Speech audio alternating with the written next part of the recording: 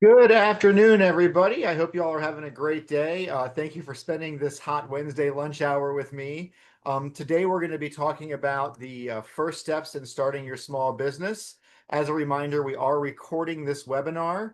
We just have a few folks on today, so if you have questions, feel free to just unmute yourself and ask as I'm going. I'll stop a few times throughout the presentation to see if there are any questions, and of course, at the end as well. My name again is Nick Rudolph. I'm the Baltimore Regional Director with Maryland Capital Enterprises. And today we're going to talk about the first steps in starting your small business, a little bit about business plans, and a little bit about cash flows with a few minutes for questions at the end. Before we get started, a little bit about who we are. So we are what's known as a CDFI, Community Development Financial Institution. Lots of folks think of us as a nonprofit bank, but really we're a lot more than that. We started back in 1998 on the Eastern Shore doing small loans to the lower three counties. We expanded, developed a relationship with the SBA, and then in 2012 hopped over the bridge to the Western Shore to serve the Baltimore region. Currently, we are serving the entire Eastern Shore, Baltimore City, Baltimore County, Anne Arundel County, Harford County, and Cecil County for loans. We also offer free counseling services and webinars just like this for anybody who wants to be one of our clients, whether or not you are applying for a loan. We work with new, existing businesses, even the pre-startup phase, and we are an SBA Women's Business Center, both in Maryland and Salisbury, which means we have some enhanced services for women-owned businesses. You can find out all the information about what we do at marylandcapital.org or Women's Business Center at marylandcapitalenterprises.org. So what most people like to talk to us about, of course, is money, and that's a big deal. Access to capital is tough when you're starting and growing your business. We are a lender. We're an SBA intermediary lender, but that doesn't mean that we lend SBA funds. They only have loans themselves during emergencies. What they do is they back loans for us. So if we make a loan to somebody and it doesn't get paid back, the SBA will pay us back a percentage of that. We do get our money from the federal government, the state government, and private sources. DHCD at the state is a big partner of ours, along with the USDA. We also get some money from banks and other fundraising. But of course, again, we do provide that counseling, training, and assistance, whether or not you're applying for a loan with us.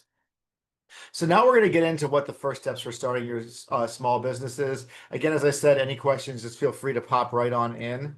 So the first thing I like to talk about is, think about what it takes, just like from a 30,000 feet view. First of all, it's going to take thorough planning, creativity, and hard work. Starting a business is not easy. And the amount of work you put in on the front end is really going to show off at the end. So you want to think of your business as a small building or maybe even a skyscraper.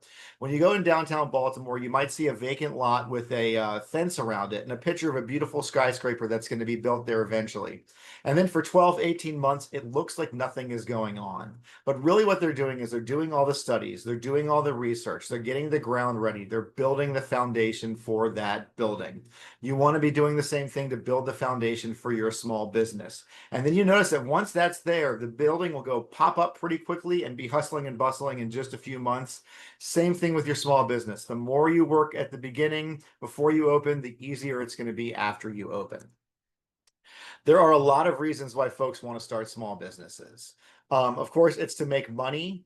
Maybe you're just good at something, you're interested in something, you want to turn it into a career. You get to be your own boss, although, we'll talk a little bit about later about how everybody is your boss. Flexible hours, maybe not at the beginning, but as your business is sustained and doing well, you'll have more flexible hours. And also to develop another career. You're not happy with what you're doing. You see something that might interest you, that might be able to make you some money. So you want to dip your toe into entrepreneurship.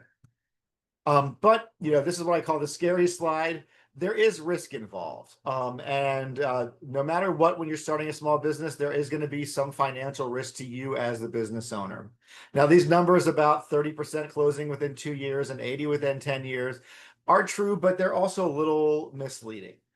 Businesses close for a variety of reasons. There are serial entrepreneurs who like to start a business, run it for a while, close it, and start another one.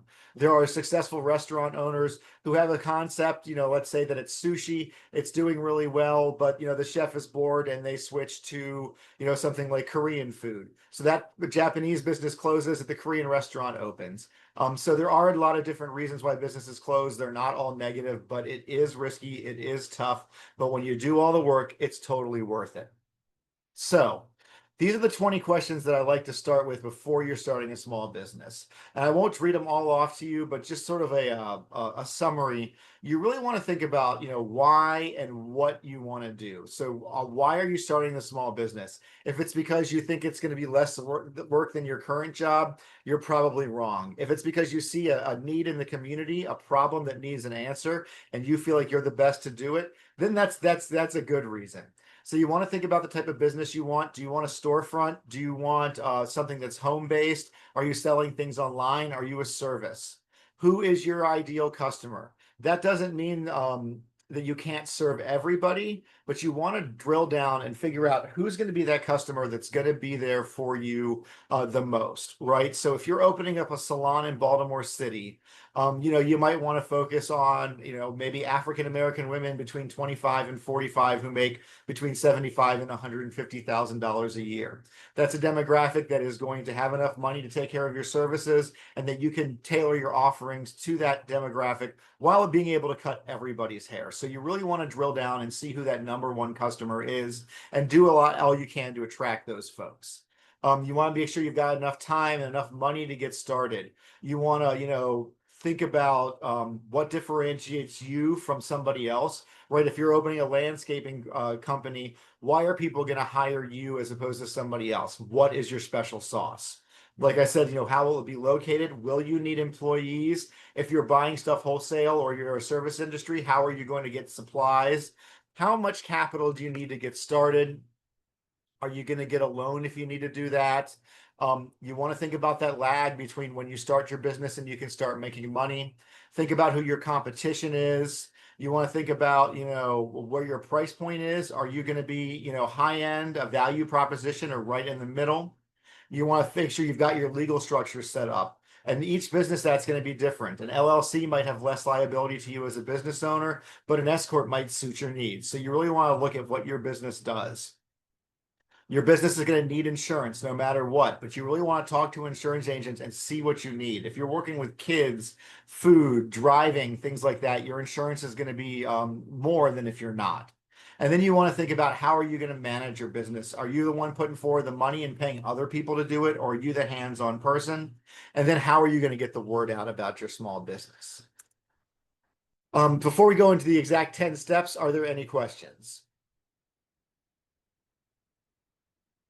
Okay, so you'll notice that these are numbered, but the truth of the matter is that each business, startup is going to maybe do these in different orders. There's not one that's more important than another, but they are all, necessary to start a business. The first thing you want to do is do whatever you can to get as much assistance and training as possible. And guess what? The good news is that there is nowhere in the entire country where there are more free services available to small businesses than where you are right now. Talk to all of us nonprofits. Ask us all the same questions. Figure out who you feel comfortable with, work with those folks. We all have different experiences. We all have helped lots of different kinds of businesses start up, and we're all going to be able to give you something that's going to help you along your way. You want to understand, what it takes to write a business plan, and then write one. Again, there's a lot of great opportunities and great resources that help you do that. We can, the Small Business Development Center, your city or county economic development agency. Then you want to think about your location.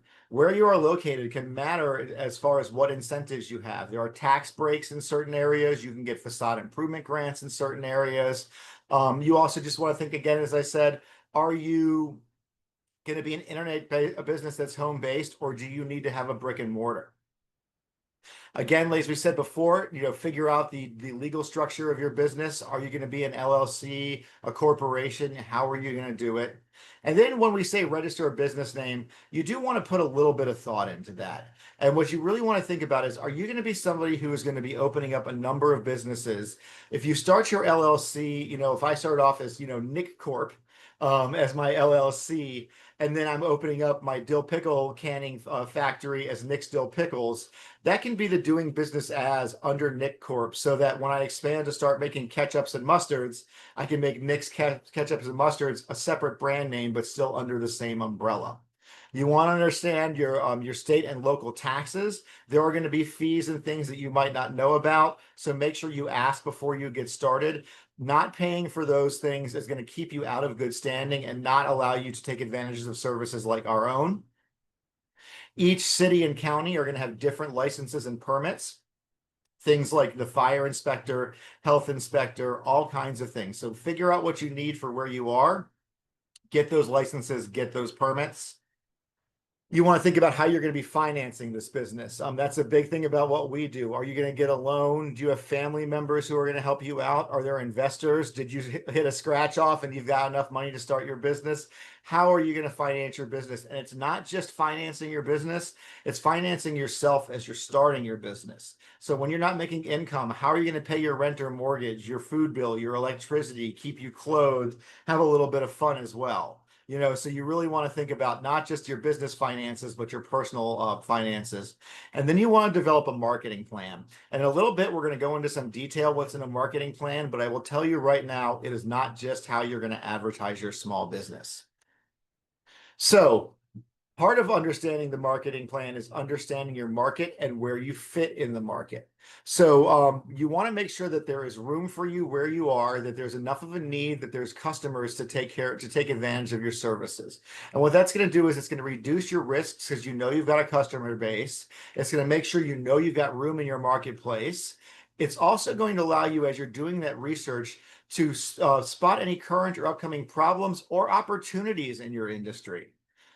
It'll identify sales opportunities as you're reading through industry publications, as you're understanding what the market for that business is. You might come up with an idea for a whole new set of customers you never thought of.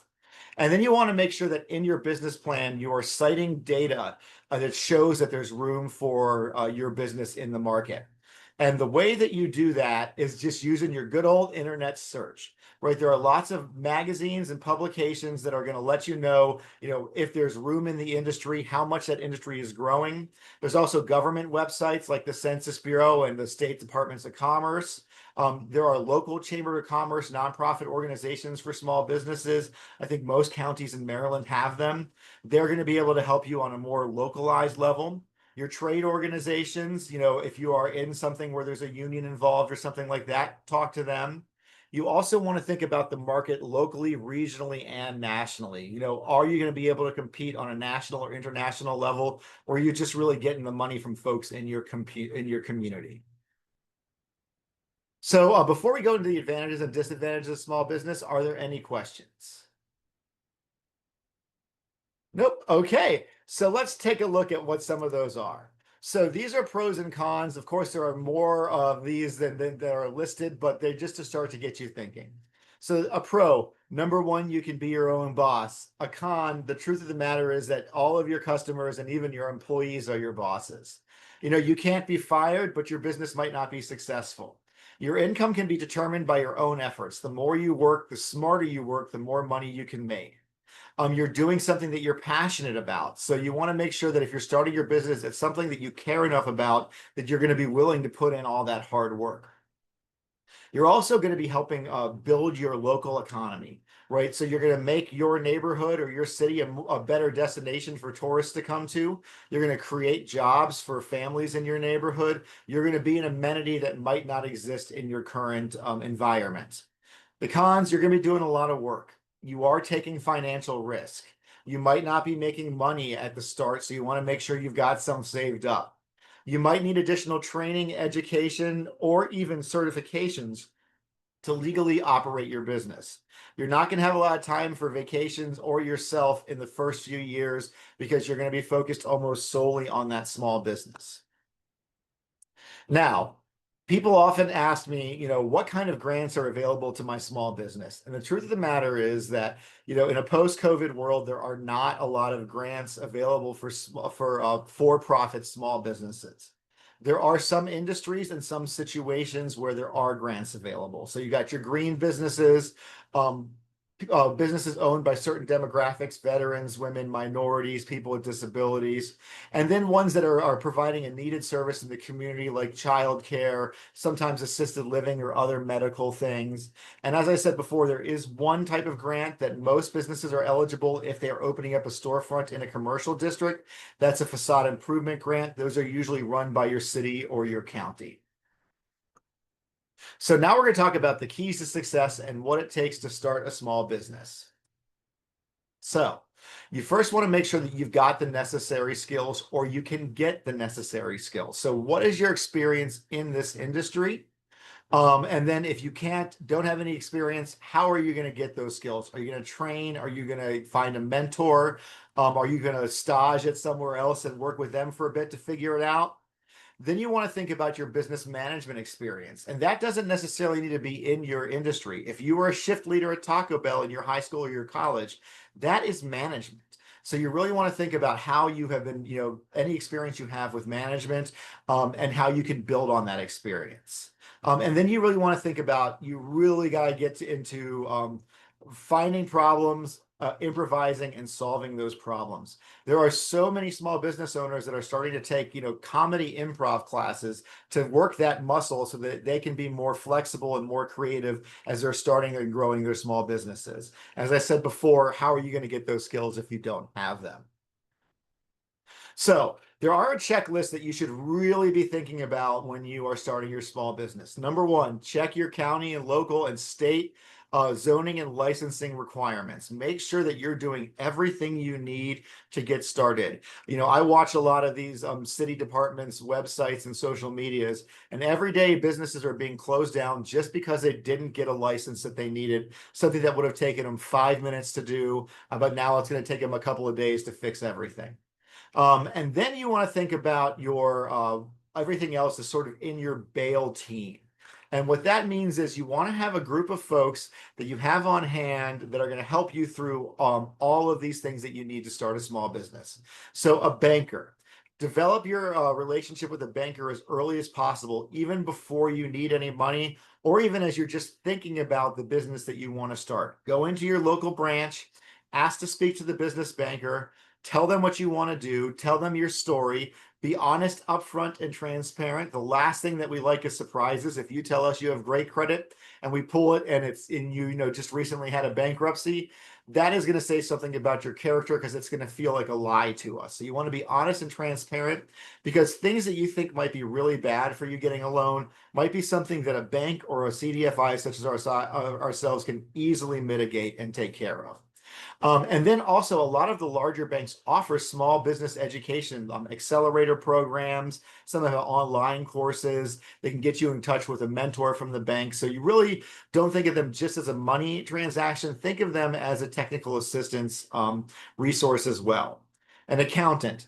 You don't necessarily need to have one on staff or retainer, but again, get to know one because you're going to need to use them to make sure that you're in compliance with all of the state and federal laws so that you are still in good standing and can take advantage of things like that MCE offers. It's going to make sure those deadlines aren't missed. And it also, having a professional accountant do your taxes is going to give you some protection if you're audited. An insurance agent. Before you need insurance, talk to them. Figure out exactly what you need for your business type and work on getting the right price. You're going to also want to talk to your insurance agent anytime you make a change in your business because you might need more insurance.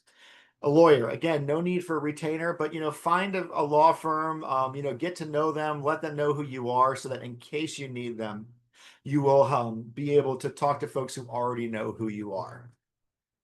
So we're going to go into the business plan and cash flow section next, which is sort of a very different than what we've been doing before. So I wanted to stop and see if there are any questions. Okay, So now we're going to talk about developing a business plan. And as it says here, a business plan is a blueprint for your business. And I really like thinking about it that way because it really does help to ground you as you're starting and growing your business. So what should it contain? So like I said, it's that blueprint. So, everything it takes to start and run your business. You want to talk about where you're going to fit in the market, who your competitors are, what your special sauce is, and then talk about your finances. What is your break even point? What are your startup costs? If you've got existing financials, put those in there.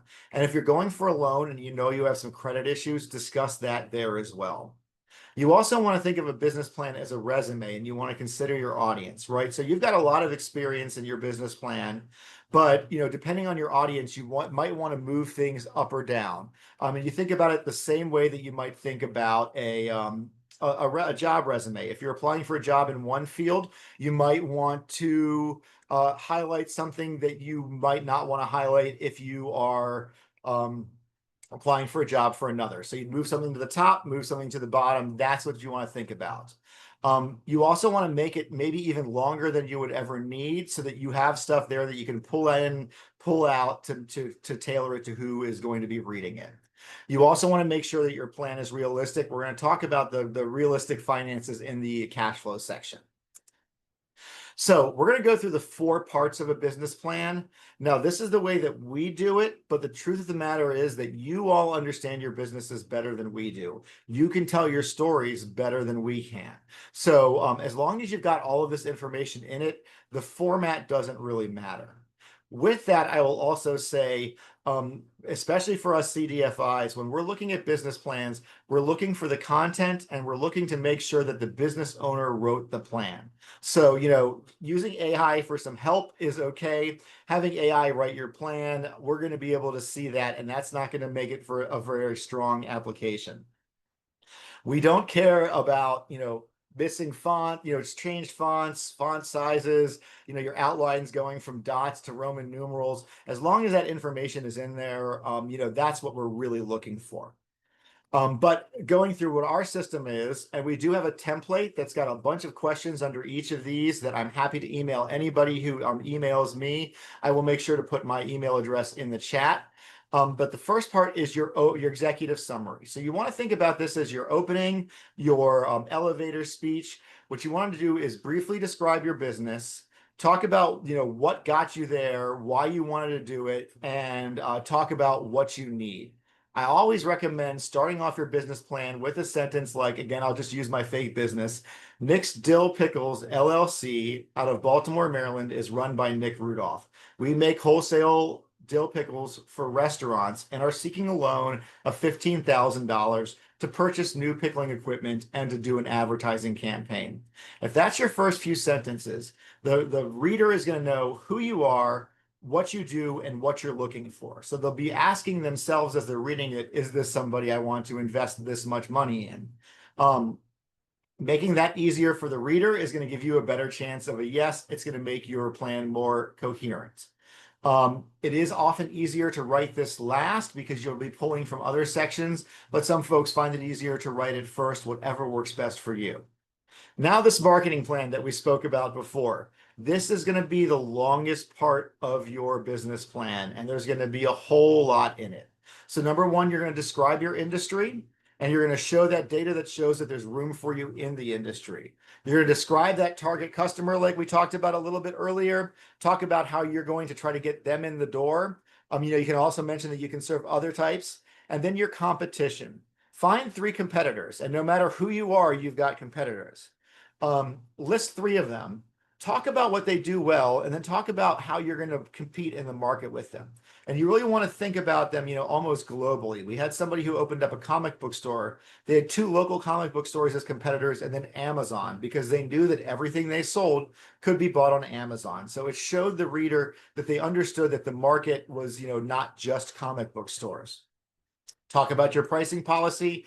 As I said, high end, middle of the road, or value proposition. Your marketing and sales strategy. That's when you really want to start talking about how you're going to get the word out. Are you doing a social media campaign? If you are, detail what that is. Are you doing more traditional media? Or are you in a business where networking matters? So like in order to do your marketing, you need to go to conferences or attend chamber meetings or other networking settings. This is going to help identify what your competitive edge is, and that's going to help make the readers feel better about investing in you.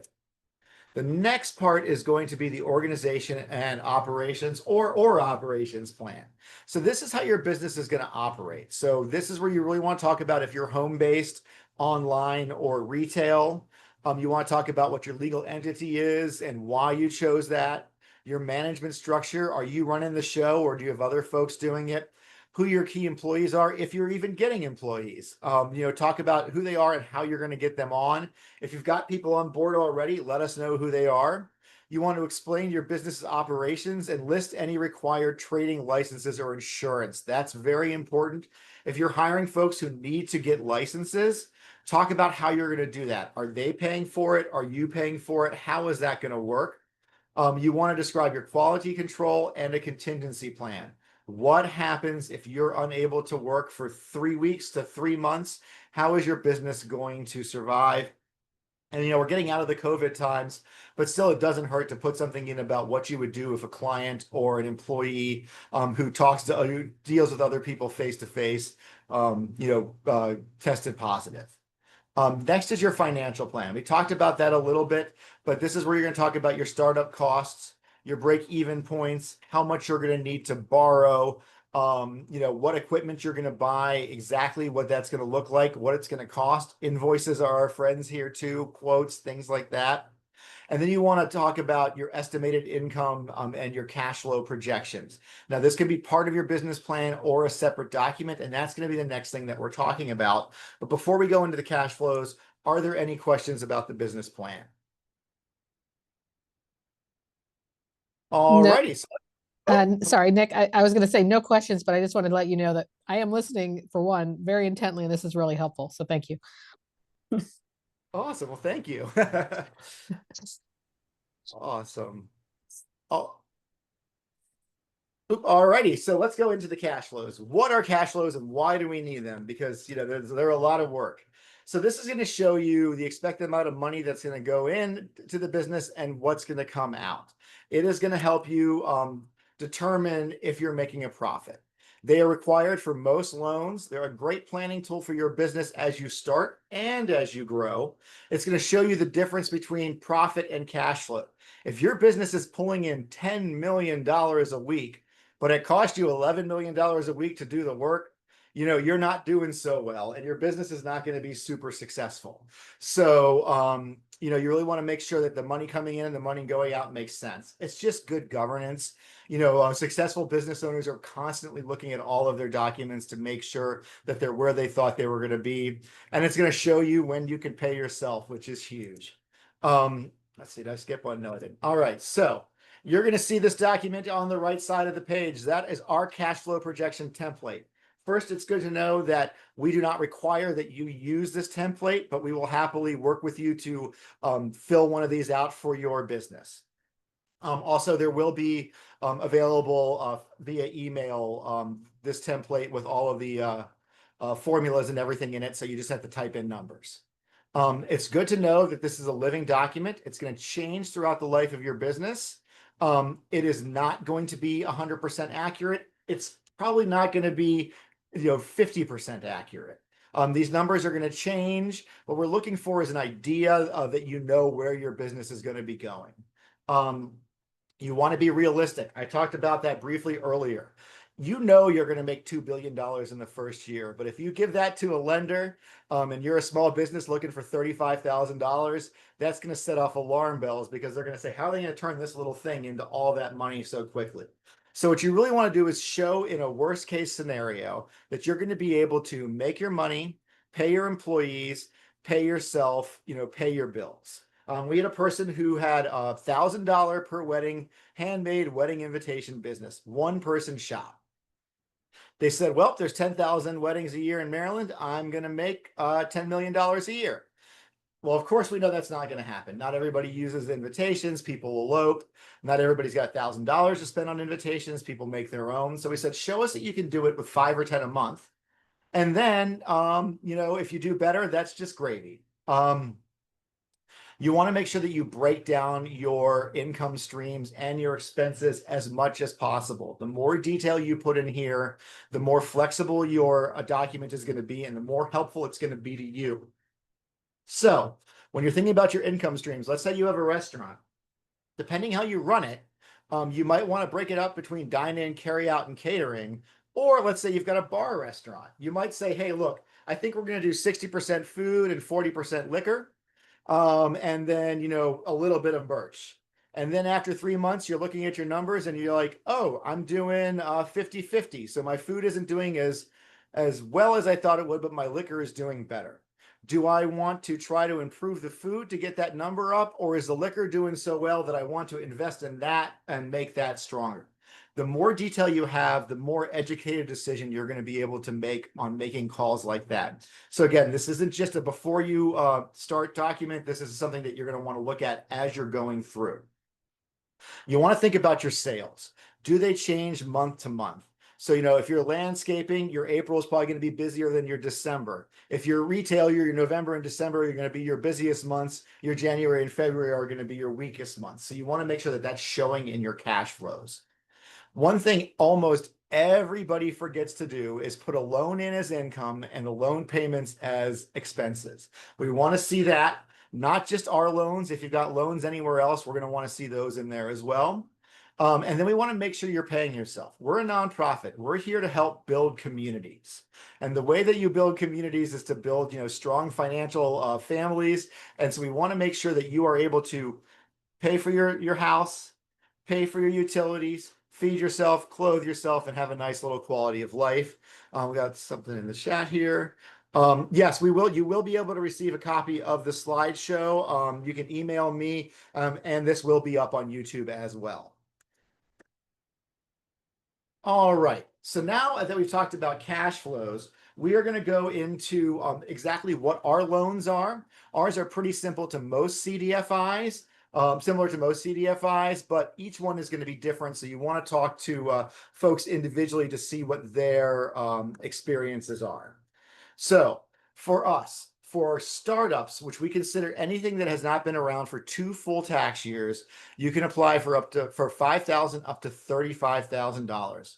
If you've been around for more than 2 full tax years, you can apply for up to $150,000. The terms are going to be based on the size of the loan. A $35,000 loan might be 5 or 6 years. Anything over 100 is certainly going to be 10 years. Our interest rates are currently set at 6 to 12%. Most of these small business loans are going out more in the 7 to 9% range. But each one is very different. We do require collateral for the loan. This doesn't necessarily mean to be the full amount of the loan. We can be very flexible with the collateral. Of course, fully owned real estate is the best, but we can work with a lot of stuff. We do loans that are personally guaranteed. We don't even check the business credit. So anybody who owns 20% or more of the business is going to have to personally guarantee the loan, and they're going to be on the loan. If your business structure is such that you have a bunch of owners that nobody owns 20%, we'll want to see 3 to 4 folks on there. The application fee is going to be $100 plus $25 for each credit report we pull. We only pull TransUnion, and we only do soft pulls. It is also good to know that all of our services that I've talked about are completely free. The only time that there's money changing hand is these application fees, or when, hopefully you get the loan, we're giving you money as well. So when you do close, there are some closing fees. We just take that out of the loan. A $50,000 loan will usually walk out the door with a check a little bit north of $48,000. We do automatic payments from your checking account, and there's no penalty for prepayment. So if your loan is 30 days old and you get a great contract, you can just pay it off and not worry about the interest. That allows you to get out from under that loan and us to have some more money to lend out to other folks. It's a big win-win-win. On the other side of that, if you can't make your loan payment, let us know at least a week ahead of time. We can do things like go to interest only, defer a payment, or even restructure the entire loan. We want to help folks improve their personal credit. We don't want to have any dings for missed or late payments on their credit report from us. So we will work with you. We are going to visit you twice a year, either in person or virtually, talk about your business, look over your financials, and let you know about any resources or sometimes problems that we see coming down the pike, and to help you deal with those.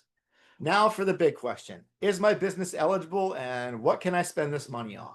So yes, your business is most likely eligible. If you're in the state of Maryland in our service area, most small businesses are eligible. There are very few exceptions.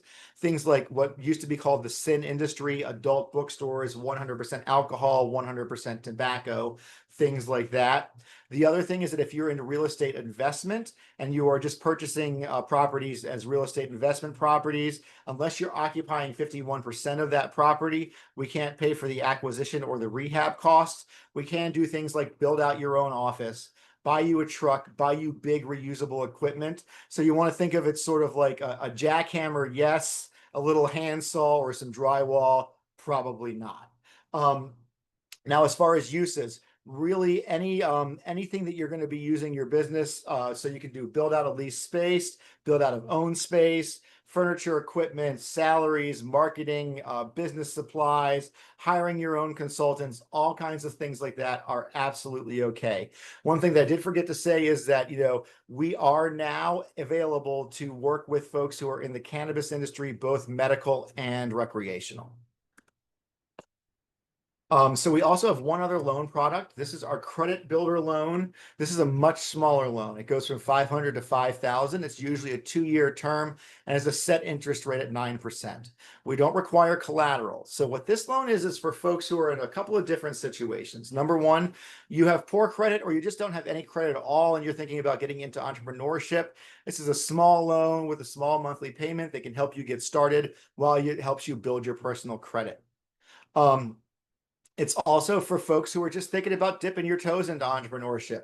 You got really good at fixing your friends' cracked iPhone screens, and you're thinking, hey, I might be able to make money doing this. So you just need a little bit of money to buy some start-off supplies to see if it's worth it. We're here for that. Or if you've got an existing business and something happens that you need money for quicker, we'll talk about timelines, but this is a much quicker loan. So, you've got a restaurant, a tree root cracked one of your pipes. You need to get that fixed as quickly as possible.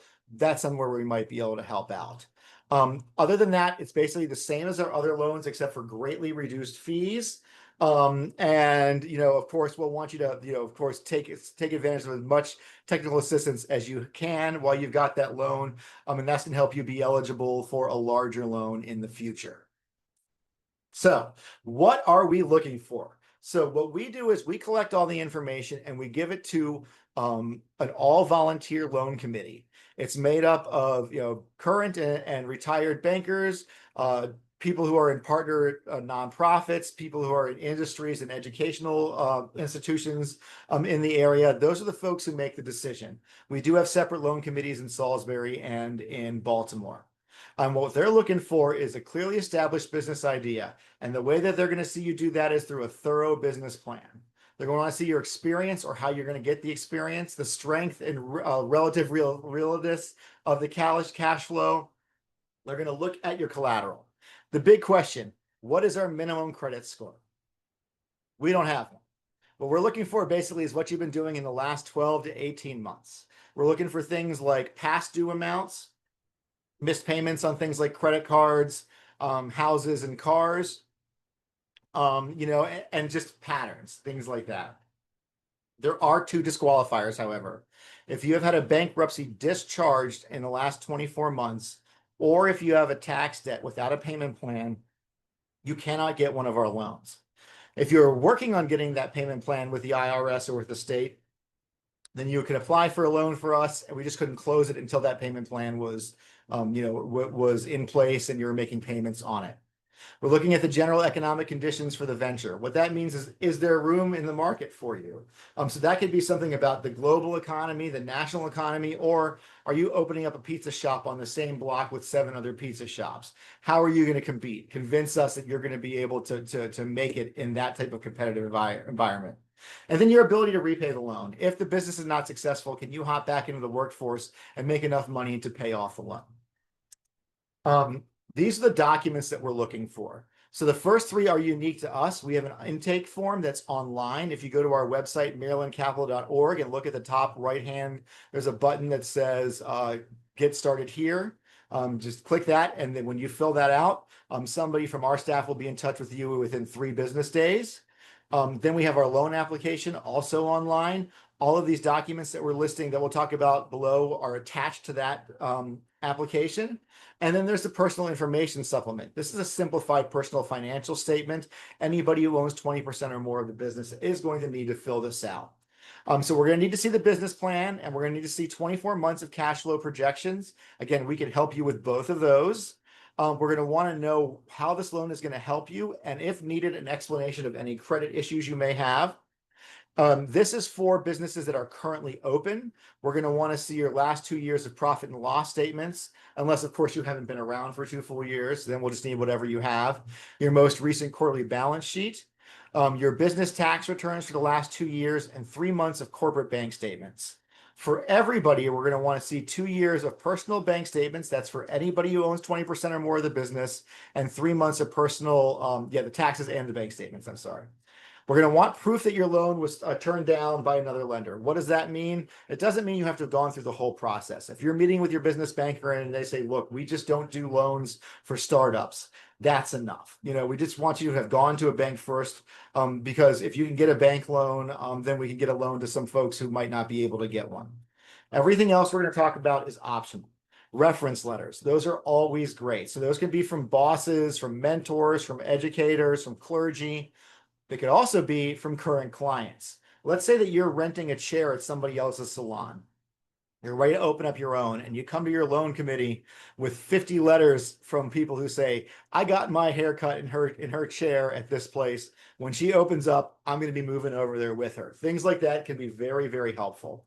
And then anything else that you can tell your story: resumes, leases, estimates, invoices, licenses, contracts, marketing materials. Did you make a cool TikTok? Anything like that that you can show us is going to help tell your story. We do look at the numbers, but we're really also looking at the whole story of the business. So what happens next? For the credit builder loans, those are done on a rolling basis. You will get an answer within 2 weeks. This is for the larger loans. So we have a deadline to submit the application on the first Friday of the month. If the first Friday is really early in the month, first, second, third type thing, we can often extend that. You need to fill out the client intake form. You'll get that staff person. They'll help you get your paperwork together. Then we'll look over everything. We'll do some follow-up, dot all the I's, cross all the T's, all of that kind of stuff. And then in the 4th week of the month, the loan committee meets. They're going to look at the information, and they're going to determine the amount, the rate, and the term for the loan. Now, while that's technically true, the truth is that we don't like partially funding loans.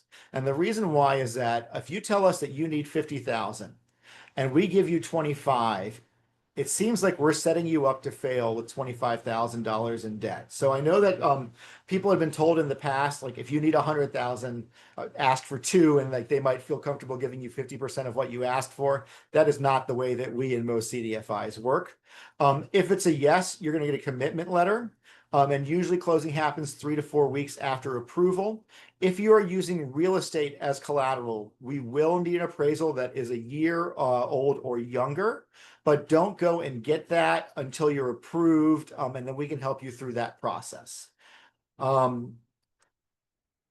So before I get into the closing parts, are there any questions about the loan process?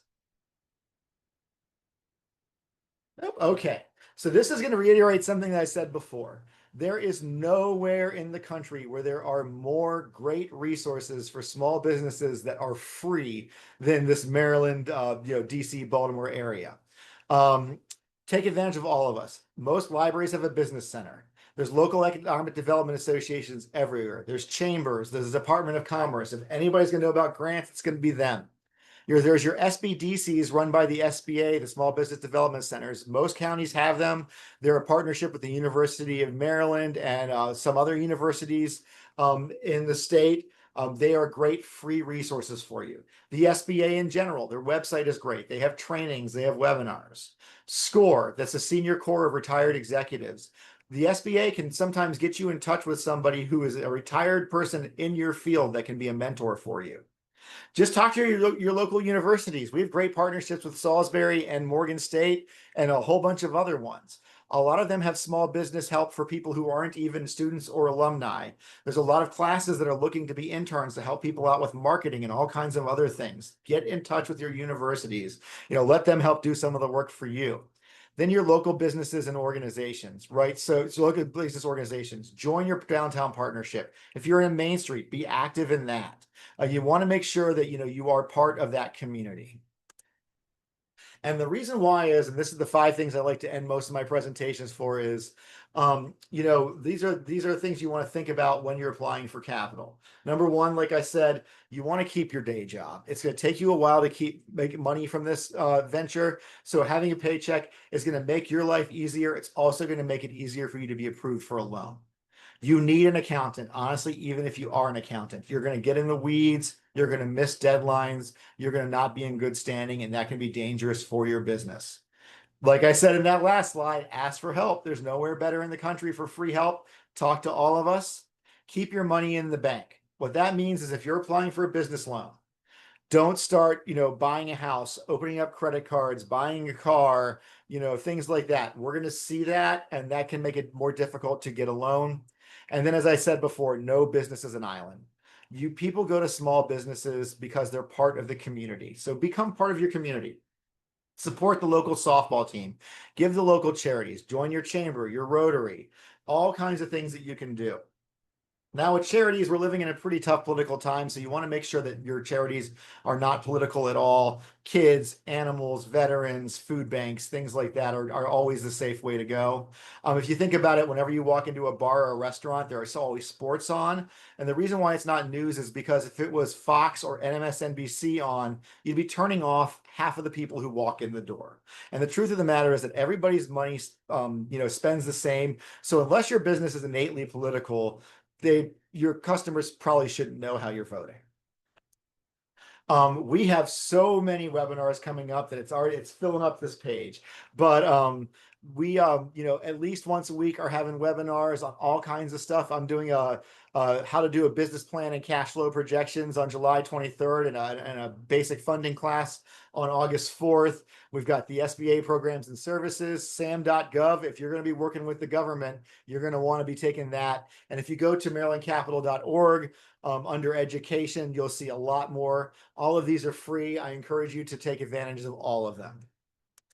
Oop, that always happens. So here's my contact information. This is the contact information for the 2 of us in the Baltimore office. Again, my name is Nick Rudolph. It's nrudolph@marylandcapital.org. And then Miri is our Women's Business Center coordinator. She's mdamastis at marylandcapital.org. The Salisbury office can be reached at info@marylandcapital.org. Or you can just reach out to one of us and we'll get you in contact with the right person in Salisbury. I'll go ahead and leave this up and see if there are any final questions in the last 10 minutes of our webinar here. Nope. Okay, well, I come up with my questions after these things always. So if you come up with any, just feel free to give me an email and I'll get back to you as soon as possible.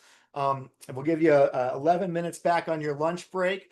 So thank you all for coming so much. Again, if you missed anything, this will be on YouTube and you can email me for the slides, the business plan template and the cash flow template. I hope you all have a great rest of your day.